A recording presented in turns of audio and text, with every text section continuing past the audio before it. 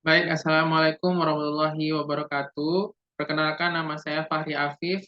Di sini saya akan em, mempresentasikan proposal tesis saya. Izinkan saya untuk share screen.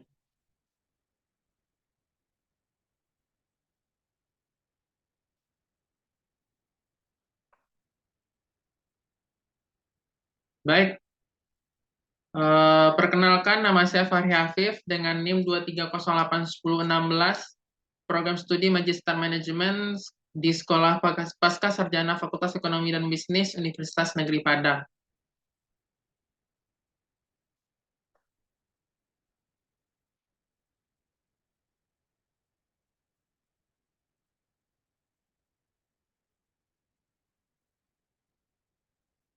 Baik, di sini judul tesis saya adalah pengaruh word of mouth, harga, dan kualitas produk terhadap loyalitas kepada produk Christine Hakim di Kota Padang. Yang dimana latar belakangnya ialah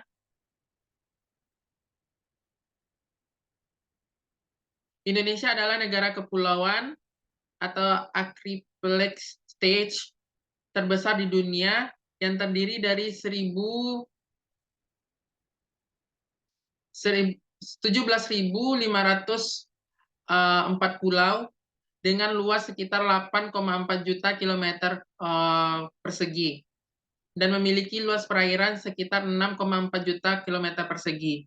Luas perairan tersebut terdiri atas luas perairan kepulauan Indonesia yang dimana 3,11 juta kilometer persegi, lautan teritorial sebesar 0,29 juta kilometer persegi, dan luas zona ekonomi eksklusif atau ZEE sebesar 3 juta kilometer persegi, serta garis pantai sepanjang 108.000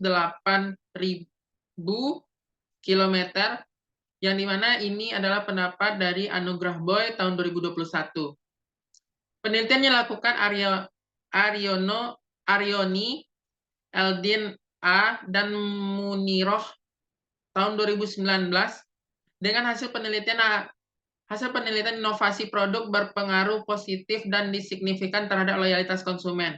Penelitian dilakukan oleh Juniantara dan Sukawati 2018 dengan hasil penelitian menunjukkan bahwa harga berpengaruh positif dan signifikan terhadap loyalitas konsumen. Nah, di mana sehingga dapat kita simpulkan bahwasanya loyalitas secara umum dapat diartikan sebagai kesetiaan seseorang atau suatu produk atas suatu produk, baik barang maupun jasa tersebut atau tertentu. Selain itu, pelanggan yang memiliki komitmen tinggi atas loyalitasnya tidak akan berpengaruh oleh bentuk-bentuk pemasaran produk atau jasa yang diberikan perusahaan lain, dan akan terus memiliki produk dan jasa yang mereka pilih sebelumnya. Loyalitas pelanggan akan menjadi kunci sukses tidak hanya dalam jangka pendek, tetapi keunggulan bersaing yang berkelanjutan.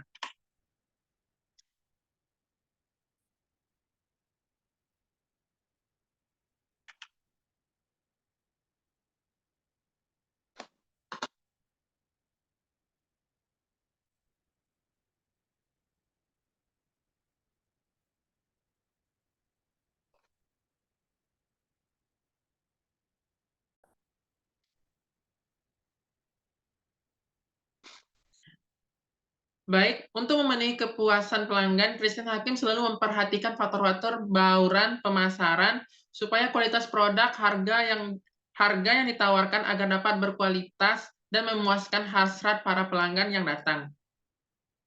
Menyadari akan peranan pengguna dan pengaruh kepuasan pelanggan, Christine Hakim Padang berupaya mencari cara, maaf,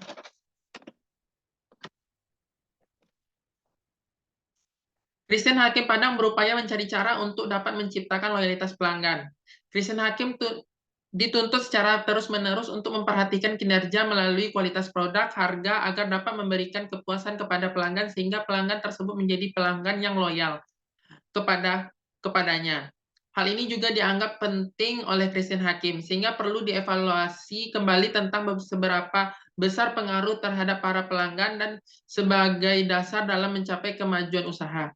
Oleh karena itu, peneliti berusaha mencari pengaruh berita dari mulut ke mulut, kualitas produk dan harga sehingga timbulnya loyalitas pelanggan terhadap Christine Hakim di Kota Padang.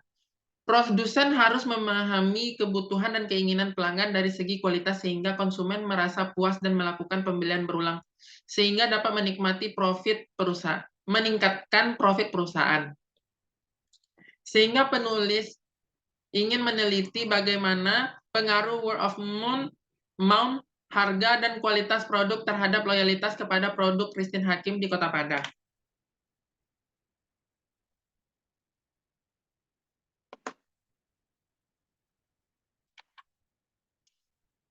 Nah, ini adalah survei awal yang saya lakukan sebagai peneliti, yang dimana ada 10 pertanyaan yang memiliki jawaban atau skor mereka masing-masing. Yang pertama, saya berminat untuk membeli ulang produk keripik balado Christine Hakim, yang dimana jawaban ya berpoin 28 poin dan jawaban tidak berpoin 2 poin, yang dimana total dari orang yang saya tanyakan yaitu 30 orang. Sampai saya ingin pertanyaan ke-10 yaitu saya ingin melihat inovasi produk. Maaf. Inovasi produk baru pada perubahan baru pada produk. Nah, di mana keinginan dari pelanggan ini melihat inovasi produk atau perubahan baru pada produk di Christine Hakim menyatakan 25 orang menyatakan iya dan 5 orang menyatakan tidak.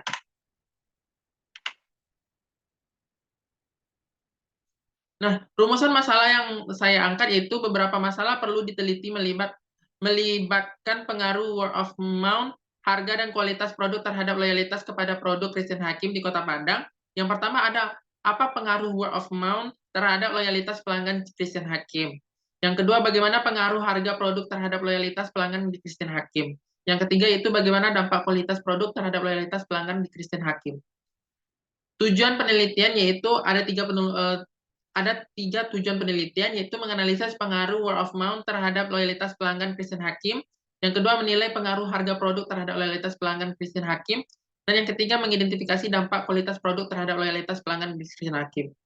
Nah, manfaatnya ada terdiri dari 3 manfaat. Manfaat bagi perusahaan, hasil penelitian dapat memberikan masukan dan pertimbangan terhadap word of mouth, harga dan kualitas produk terhadap loyalitas kepada produk Christine Hakim di Kota Padang. Nah, yang kedua itu manfaat bagi akademisi. Diharapkan penelitian ini dapat memberikan masukan dan menambah wawasan bagi pembaca sehingga dapat memanfaatkan sebagai referensi bagi penelitian selanjutnya.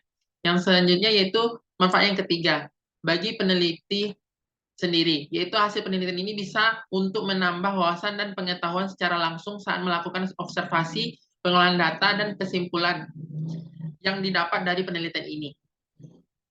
Nah, kajian teori ini saya memiliki ada 5 poin penting. Yang pertama yaitu word of mouth, harga, kualitas produk, loyalitas, dan Christine Hakim itu sendiri. Nah, word of mouth, di mana Laurent Ipsun Dolor Sid Ahmed, konservator Adipisikin Elite, yang dimana Hawkins dan Herbert dalam surveinya tahun 2013 mengatakan bahwa konsumen belajar mengenali produk melalui pengalaman atau pengamatan terhadap penggunaan produk konsumen lainnya dan mencari informasi dengan bertanya kepada konsumen lain yang tahu dan berhak menggunakan produk yang akan dibelinya. Sedangkan menurut Silverman dalam Octavianto 2013, word of mouth begitu kuat karena kepercayaan yang bersifat mandiri dan menyampaikan atas pengalaman atau sendo our temper incidents out labor at Dolores Magna. Yang selanjutnya yaitu Barber and Wallace tahun 2019. Word of mouth marketing yang efektif harus memiliki 5 hal. Yang pertama yaitu a good product and great customer service. Yang kedua yaitu a plain. Yang ketiga a clear concrete, consistent message. Dan yang keempat yaitu a prepared and commitment sales force. Yang kelima yaitu people willing to test TV. Nah, yang kedua yaitu harga. Kotler dan Keller tahun 2012 harga adalah sejumlah nilai yang ditukarkan konsumen dengan manfaat dari memiliki atau menggunakan produk atau jasa yang dinilai ditetapkan oleh pembeli dan penjual melalui tawar-menawar dan ditetapkan oleh penjual untuk satu harga yang sangat berharap suatu pembeli. Dan menurut Kotler tahun 2009, indikator harga yaitu sebagai berikut. Yang pertama, keterjangkauan harga, keterjangkauan harga yang terjangkau. Yang kedua yaitu kesesuaian harga dengan kualitas produk untuk produk tertentu. Yang ketiga yaitu daya saing harga perusahaan menetapkan harga jual untuk produk. Yang keempat yaitu kesesuaian harga dengan manfaat konsumen.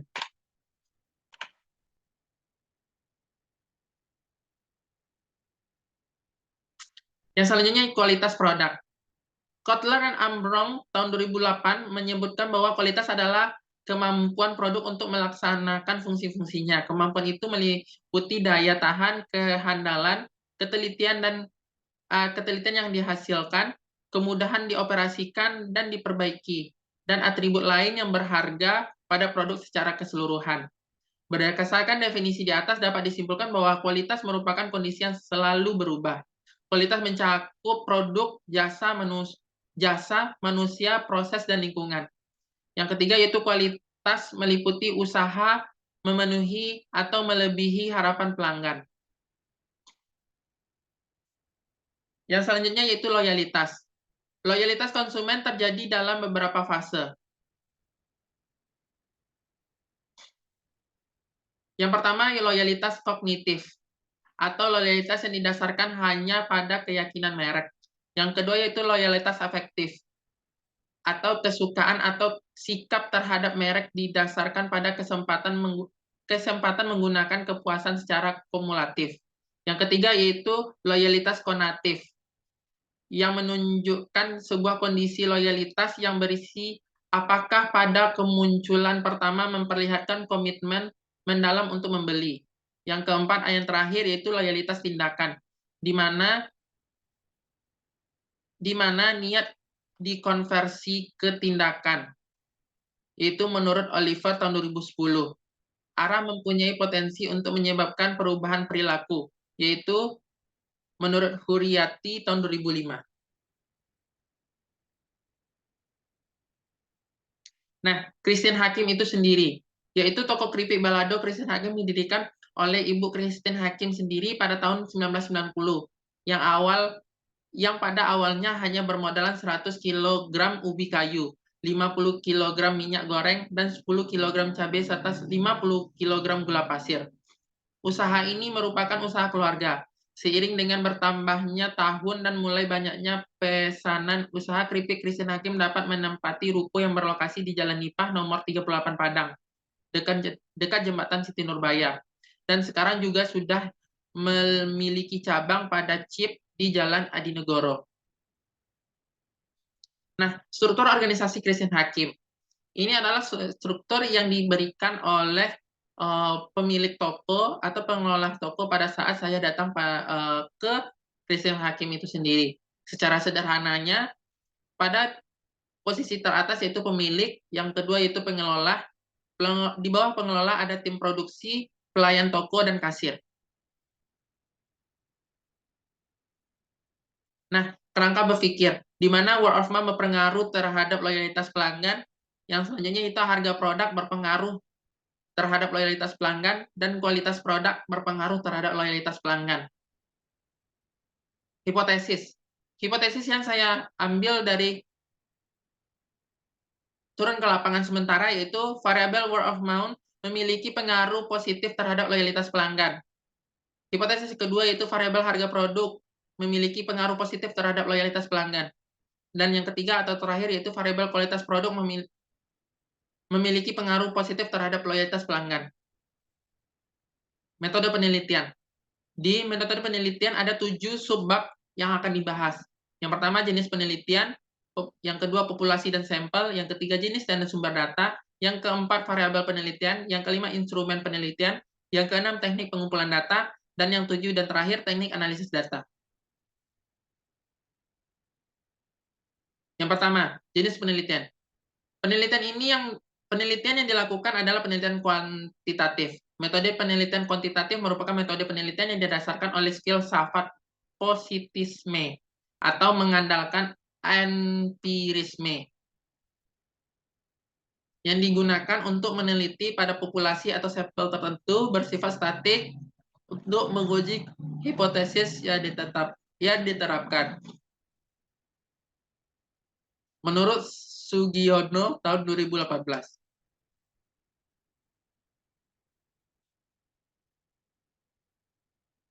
Yang kedua, populasi dan sampel.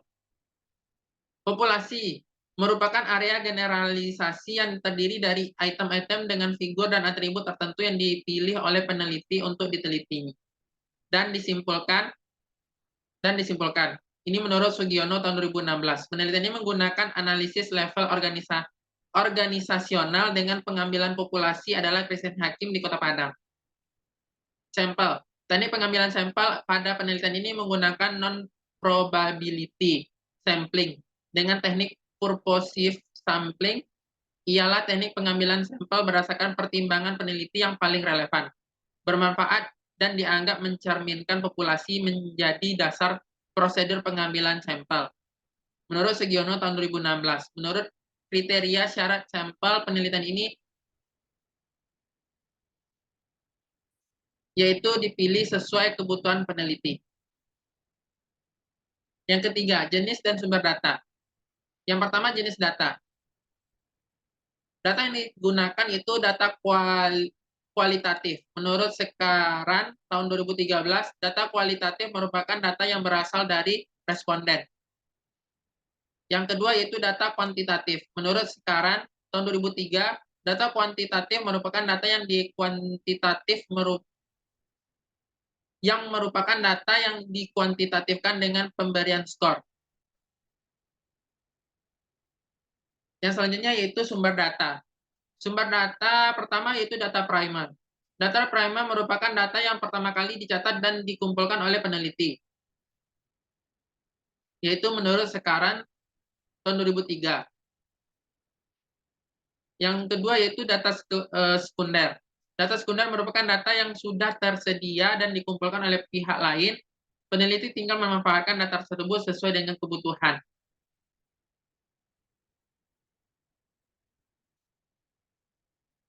Yang keempat adalah variabel dan penelitian. Variabel penelitian. Variabel penelitian terdiri dari dua, variabel independen dan variabel dependen. Variabel independen ialah variabel memberikan pengaruh pada output yang dilambangkan dengan X, yang mana X pertama yaitu word of mouth, yang kedua harga produk, dan yang ketiga kualitas produk. Variabel dependen ialah variabel dependen ialah variabel yang dipengaruhi oleh variabel-variabel penyebab yang dilambangkan dengan Y, yang dimana Y tersebut yaitu merupakan loyalitas pelanggan Christine Hakim di Kota Padang.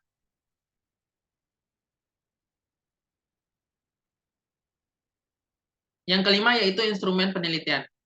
Menurut Sugiono 2016, instrumen penelitian merupakan alat ukur dalam penelitian yang digunakan untuk mengukur variabel dalam ilmu alam yang disediakan dan yang telah teruji validasinya atau validitas dan reliabilitasnya.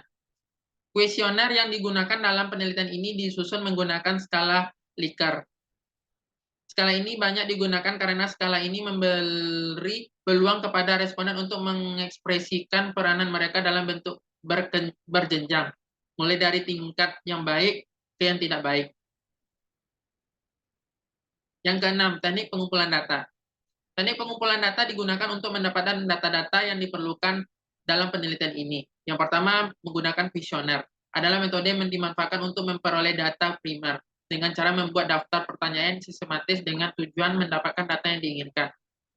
Yang kedua yaitu dokumentasi. Adalah metode yang yang dimanfaatkan untuk memperoleh referensi sebagai sumber tulis dari buku, artikel, majalah, beserta sumber tertulis lainnya yang berhubungan dengan penelitian. Yang ketujuh, yang terakhir, itu analisis deskripsi. Maaf. Yang ketujuh yaitu teknik analisis data. Teknik analisis data ini peneliti gunakan, yaitu ada dua teknik analisis. Yang pertama, analisis deskriptif.